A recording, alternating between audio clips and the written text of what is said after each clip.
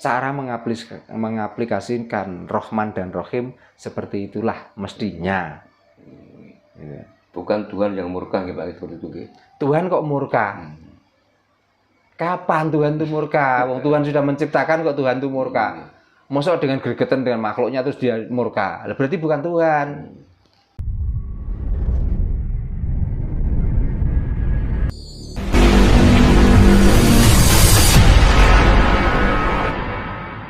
Tentang agama, saya juga pengen tahu kok sumbernya. Tuhan membuat agama itu sumber dari kitab apa yang menerangkan bahwa Tuhan itu membuat agama. Sebenarnya Tuhan itu tidak membuat agama. Manusia inilah yang sok-sokan membuat agama sendiri. Itu loh. Ini supaya diluruskan Pak Jarno. Ini makanya janganlah kita itu merasa benar sendiri dengan menganut salah satu agama. Jangan. Karena Tuhan yang disebut-sebut itu mungkin bukan itu Tuhan. Bahkan sudah jelas di agama Islam bahwa Allah itu adalah asma, nama. Nah yang perlu kita cari, yang punya nama ini loh siapa? Gitu. Bahkan di situ disifati bahwa sifatnya Allah itu adalah Rahman Rahim.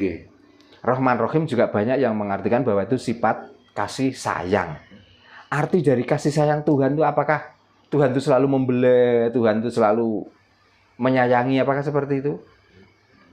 Bukankah arti dari kasih sayang adalah pemberian yang diberikan pada hidup ini tentang jeleknya, tentang buruknya, tentang baiknya, tentang musibahnya, tentang apa saja yang dihadapi oleh hidup, itulah yang dinamakan Rahman Rahim.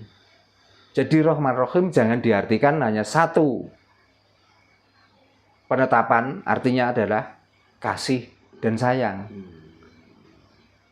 Termasuk saya sendiri yang kemarin walaupun kecil-kecilan dapat musibah, lah itulah bentuk kasih sayang Tuhan. Lah artinya apa? Ya dengan terjadinya hal seperti itu supaya saya itu lebih berpikir dan lebih berhati-hati. Tanpa adanya itu, mungkin saya tidak akan pernah berpikir, tidak akan pernah berhati-hati. Jadi malah saya itu urip saya enake dhewe. Nah, itulah yang dinamakan bentuk kasih sayangnya Tuhan. Jadi ujian itu pun juga bentuk kasih sayang Tuhan. Masalah itu pun juga bentuk kasih sayang. Tapi kalau kasih sayang itu diartikan dengan beliannya, dengan pujiannya Tuhan, dengan pemberiannya Tuhan yang akan diberikan tentang kenikmatannya, itu bukan Rahman Rahim. Itu khayalan di dalam Rahman Rahim. Atau khayalan di dalam kasih dan sayang. Jadi intinya kalau ada bencana alam seperti tsunami, gunung meletus, itu juga merupakan bentuk dari. Nah itulah bentuk dari Rahman Rahimnya Tuhan. Jadi apa? Untuk apa? Supaya kita tuh lebih berpikir. Jadi artinya kita tuh menyikapi dunia, ternyata dunia tuh nggak ada yang langgeng.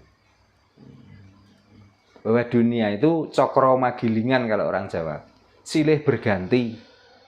Ada saatnya kita tuh bahagia, ada saatnya kita tuh susah. Maka kalau sudah bisa berpikir seperti itu, menghadapi dunia ini sudah nggak ada rasa takutnya. Ya inilah dunia dan inilah jalan yang harus saya lewati. Jadi nggak ada penyesalan. Nah untuk apa kita sesali? Yang penting setelah ada masalah ya kita berhati-hati. Di saat ada anugerah, paling tidak kita itu harus berbagi atau memikirkan orang-orang yang kurang beruntung. Jadi cara mengaplikasikan Rahman dan Rahim seperti itulah mestinya. Bukan Tuhan yang murka nggih Pak seperti itu nggih. Tuhan kok murka? Kapan Tuhan itu murka? Wong Tuhan sudah menciptakan kok Tuhan itu murka?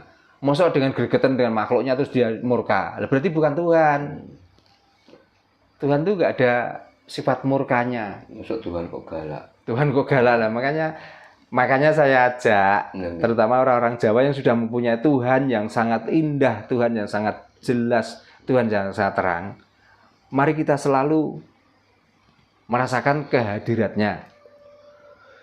Tapi yang sudah terlanjur menganut Tuhan yang galak dan lain sebagainya, nikmati saja sampai kapan kamu itu akan jenuh dengan kekejaman Tuhan itu. Kalau sudah jenuh, beralihlah ke Tuhan yang benar-benar Tuhan. Ini kan banyak Pak di kolom komentar itu yang komen tentang video yang disampaikan Pak Darno. Padahal tujuan Pak Darno kan satu, supaya kita selaku orang Jawa khususnya kan biar waras, kan seperti itu Pak.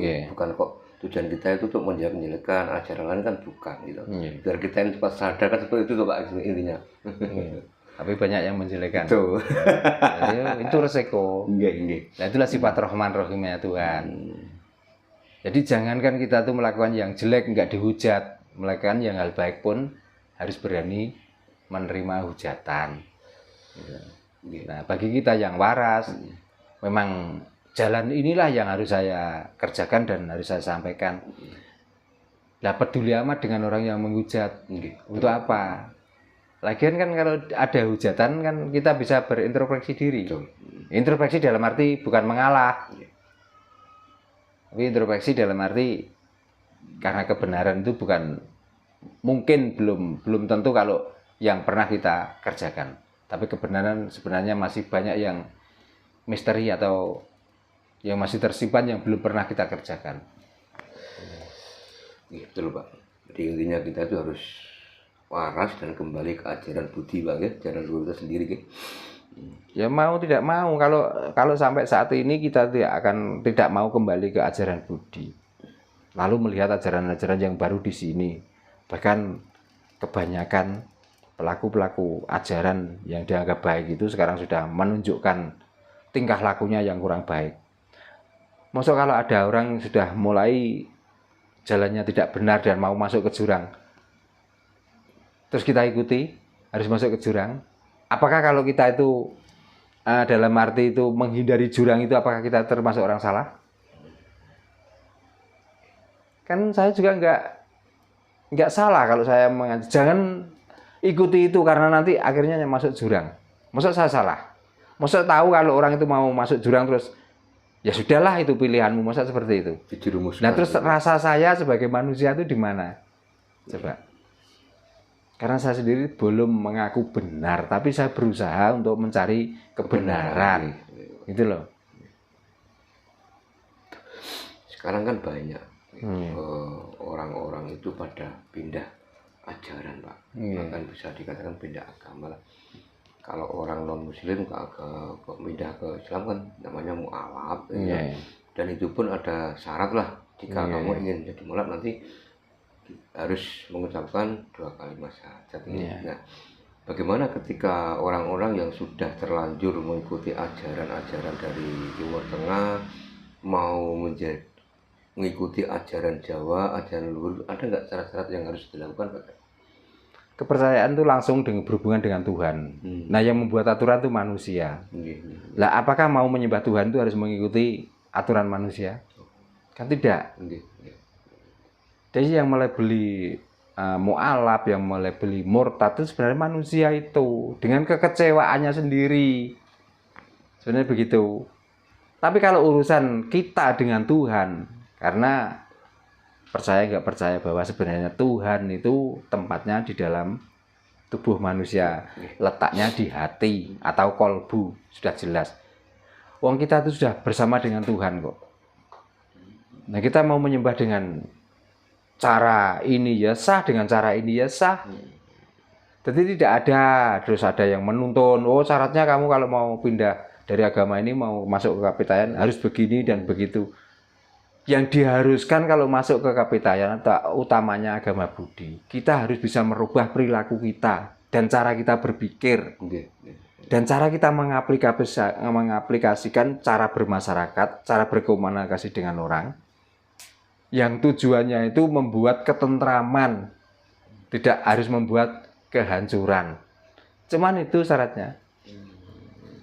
Dengan syarat semedi dan sebagainya itu kan cuman metode untuk supaya kita itu lebih mantap dan lebih bisa berpikir, yang artinya nanti bisa mensucikan pikiran kita sendiri, mensucikan hati kita sendiri. Kan cuman itu. Simple gitu Pak gitu. Ya simple. Wah kita itu loh nggak usah mengakui bahwa tidak ada Tuhan selain Allah. Tidak usah mengucapkan itu. Kita tuh sudah yakin kok sebenarnya tidak ada Tuhan memang kok. Kecuali Tuhan kok. Tidak ada Tuhan lain kecuali Tuhan itu. Artinya tidak ada hidup kecuali yang menghidupi. Yang menghidupi. Sudah jelas kok.